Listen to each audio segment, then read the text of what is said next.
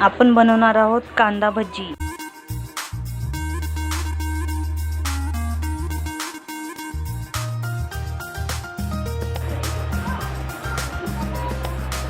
त्यासाठी आपल्याला लागणार आहे कांदा बारीक चिरलेला, मिरची पावडर, हळद, ओवा, मीठ, धने, बेसन आणि अद्रक लसूण पेस्ट। आपण अगोदर अद्रक लसूण पेस्ट कांद्याला लावून घेऊया।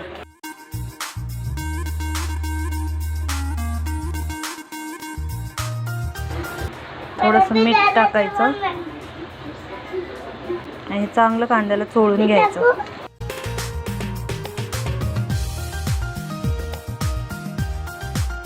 ह्याला 15 मिनिटं असंच झाकून ठेवायचं आणि बाकी नंतर मग हे सगळं मिक्स करून भजी तळून घ्यायची।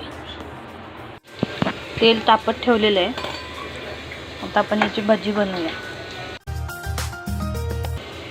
तेल गरम झालंय, आता आपण याची छोटे छोटे भजी बनवूया।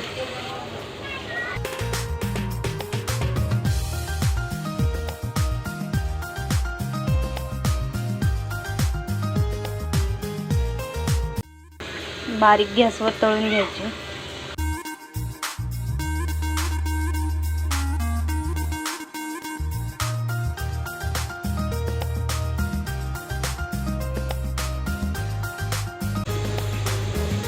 आपली झालेली आहे कांदा भजी।